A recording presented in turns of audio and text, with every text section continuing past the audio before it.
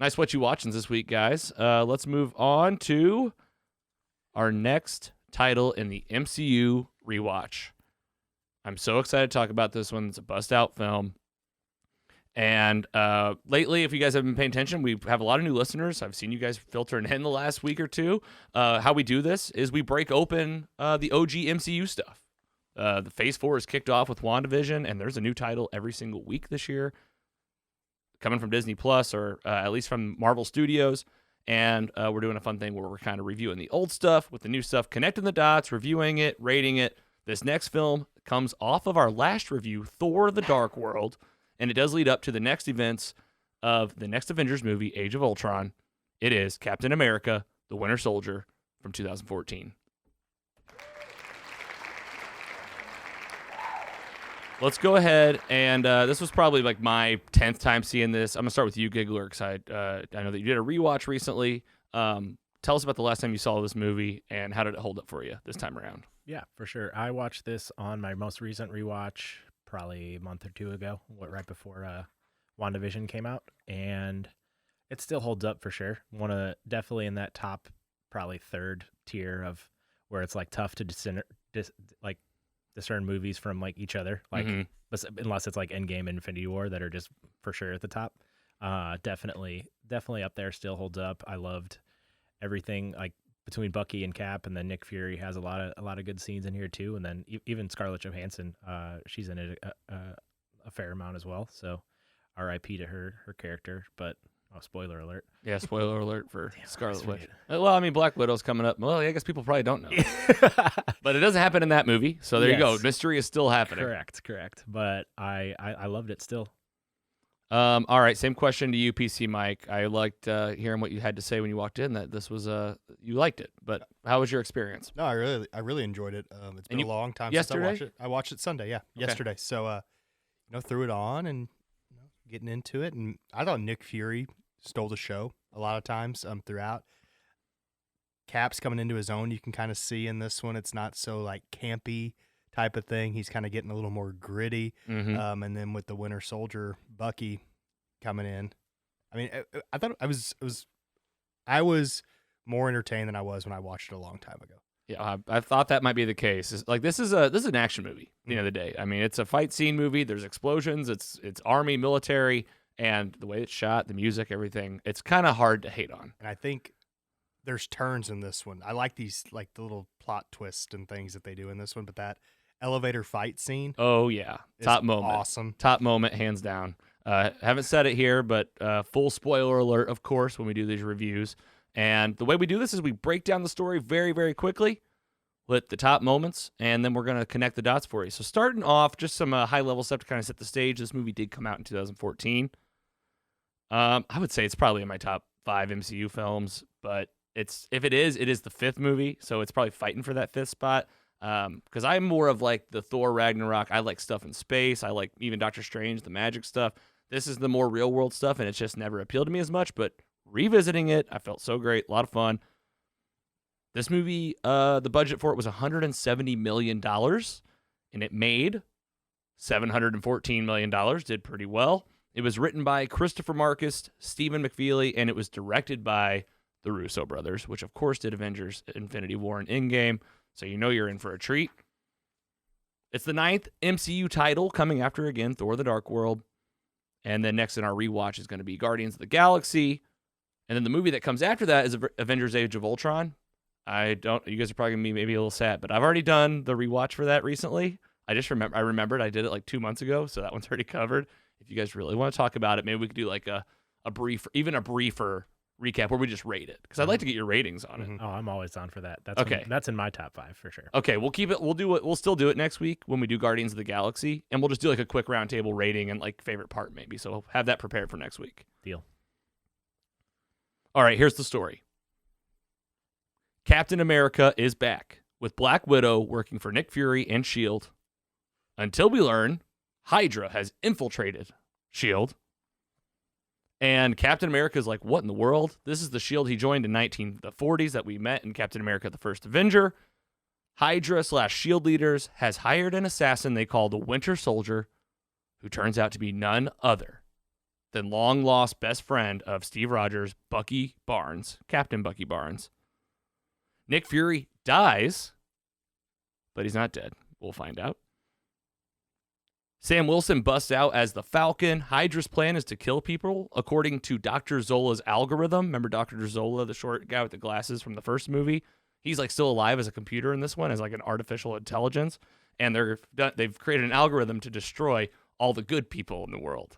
Such an annoying voice when he's coming out of that computer. Oh, that scene. I love it. I'm so glad they got him back in this movie. He sounded great. I thought that was such a cool component. I like when like they break the computer and he's like, I'm over here now. He's annoying. That actor's annoying in a lot of things that he does. It's like that's why like they perfectly cast him. You're just like, this little shit. Yep. Captain America saves the day with another badass speech with help from Falcon, Black Widow, and then his cliffhanger battle against the Winter Soldier. We'll have to find out about this another day, like what's going to happen with these two. It is kind of a cliffhanger, but Bucky does save him from the river. Remember, he pulls Captain America out of the water, but we just don't know why. We know that he's like kind of remembering, but he's still very much Hydra brainwashed and has been for the last 50 years. Cap looks at Sam in the hospital. He is hurt from this big battle and falling in the river, and it's really great. He looks at Sam as he wakes up kind of from this hazy thing and says, on your left, when they're sitting there in the hospital. And then the hunt for the Winter Soldier is on at the end, and not in the end credit scene, just at the end of the movie. They're in the cemetery, and Sam says, "Time to hunt for the Winter Soldier." And when do we start? And so the hunt for the Winter Soldier is on. That's how the movie ends. The credits roll. It's a great movie. I had a great time revisiting. It was so much fun. I'll give my rating in a moment. Definitely want to talk through some of these biggest connections, biggest stuff. But the mid-credit scene in this one, this is huge, guys. Von Strucker. What's his name? It's not his full name. It's Baron von Strucker. Baron von Strucker. Okay, he is at the end of this, and he has shown us for the first time Wanda and Pietro Maximoff in their cages with powers. This is the first introduction of the characters. There's no lines or anything from them. It's just a quick little shot. We meet them in this movie. And we're going to talk about WandaVision at the end of this episode, but just to tell you real quick, we see Von Strucker again in this next episode. And that's all I'm going to say about it, because I'll tease it out and we'll talk about it. All to say, this movie, Captain America the Winter Soldier, came out in 2014. So we just got like the payoff for something in WandaVision that we're going to explore. We're 7 years later. This is crazy. This is what Marvel does. This is why all the stories are intricate and weaving. And this is why Most of Superheroes is here to remind you that this is the end credit scene for a Captain America movie. With absolute impeccable timing. Oh, how weird. I knew magical stuff like this was going to happen doing this stuff, and it was so cool to see this. And I was like, oh, this would be good to watch this as I prep for Falcon and Winter Soldier. Oh, wait, it's a direct connection to the episode of WandaVision I watched this week. That's a magical feeling that when and what other shows have ever made you feel like that? Because you didn't plan that. No. You just did it. No, it was just like happened organically. It happened organically. The show's heading in a good direction, guys. Just saying. You're welcome, listener. We're highlighting the connections for you. You guys are probably, the fans are like, yeah, well, no shit, we knew all this. Yeah. Get on board, guys. Yeah, they're like, you guys, all right, keep moving along. Here we go. And then the end credit scene is Bucky visiting the Captain America museum. So you see that he's like digging a little deeper about who am I. All right, let's do some top moments. I have a whole list of them. I have Captain America will return in Avengers Age of Ultron. That's the line at the end, of course. We get a tease of Tony's parents getting murdered. We learn more about that in Captain America Civil War. Anthony Russo's in this movie. He plays Dr. Fine. He's the doctor that saves Nick Fury, and he also has some other cameos in some films. I think he has 4. The Senator from Iron Man 2 is in this. And the first line of this movie is "On your left" from Sam. Wow. Yeah, what a payoff. I've seen that in so many memes lately because of, I guess, the advertising materials for Falcon and Winter Soldier. So feel like that's going to be said many times in that show. Yeah, the ultimate connection right now is Falcon and Winter Soldier. Yeah. I mean, this is the origin story of the characters in the TV show. You absolutely should get back and watch it. Let's go do a roundtable, do some top moments. Feel free to go and give a rating. Let's start with you, PC Mike.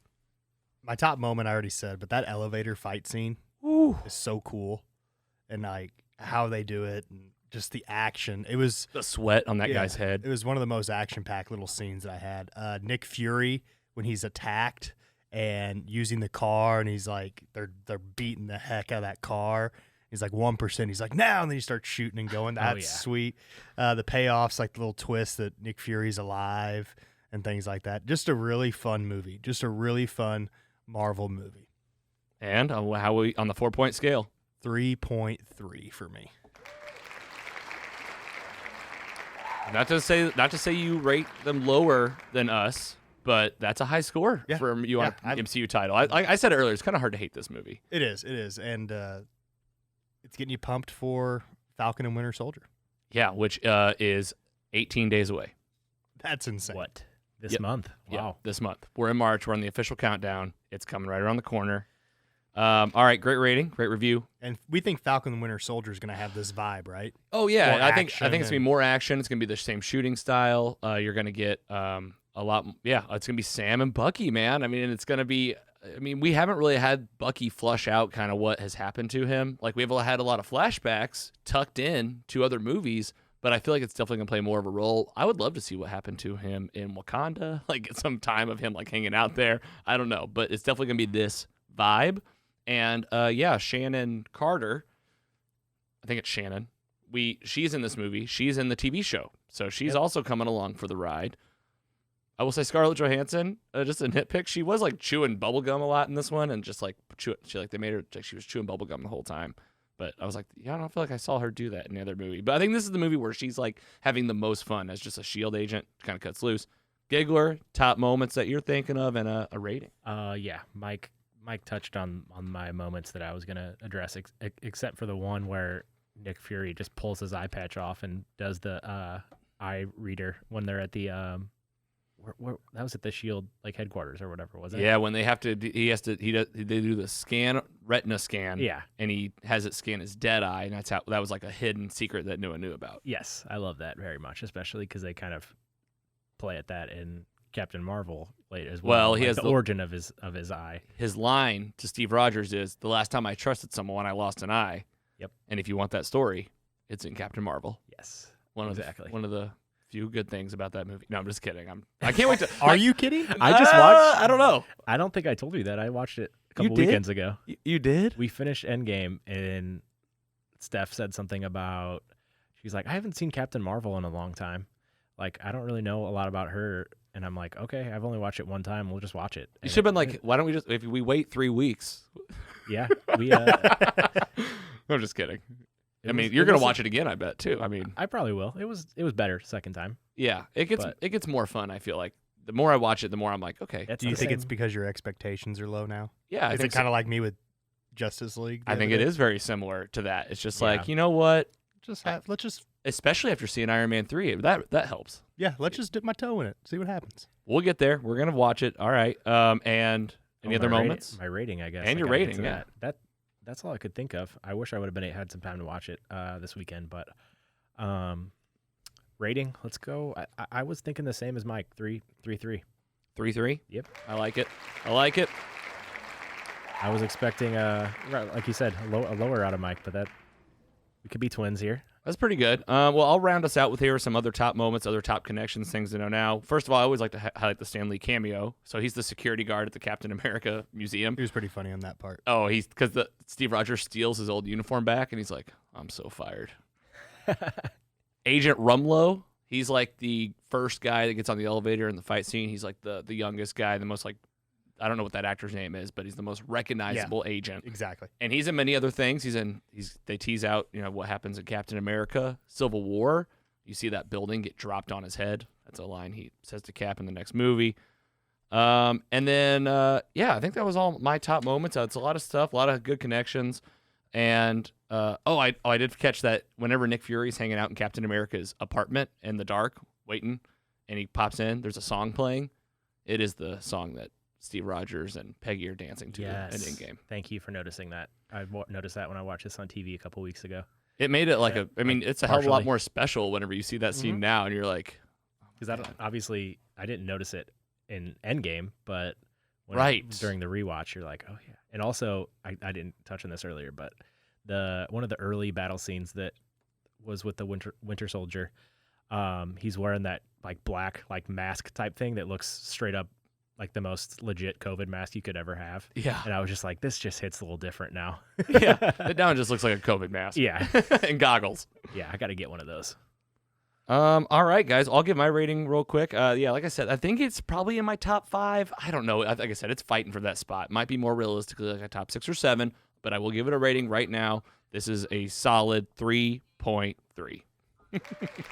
Rounded it out. Well, it's funny. I really try to block out your guys' ratings, and then like as I said it, I was like, oh, we all have the same. You know what would be fun one time that we would do? Huh? It's to like rank the Stan Lee cameos in all these. I'm down. Well, you know what that's perfect for? It's the annual Mostly Superheroes Mostly Madness tournament. Maybe one year we just do only Stan Lee cameos.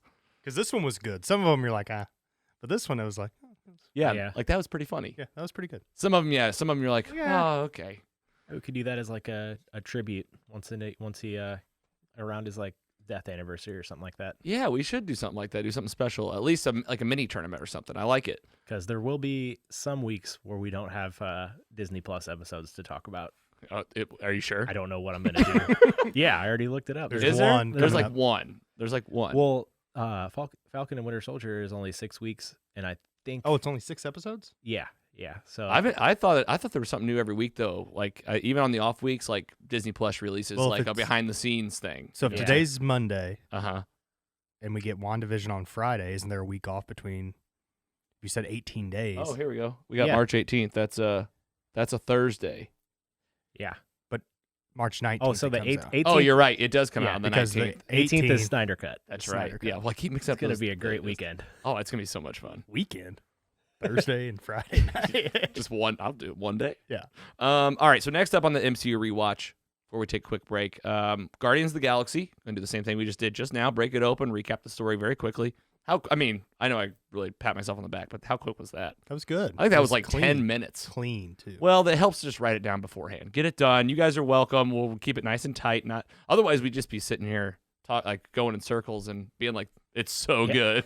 You might as well just listen to the audio of the whole movie. Yeah, right, exactly.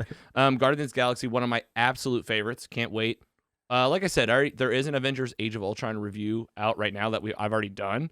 And I'm getting ready to launch the MCU library page for us, so it'll be on there. But like I said, next week, you guys come prepared. Just maybe have a couple thoughts on it, and us three will rate it, give a fresh rating. I'll probably still watch it because I'm like watching them in order already again, so I'm not going to be able not to. And then the last movie of Phase 2 before we move into Phase 3 is Ant-Man. So that one will be coming up in 2 weeks.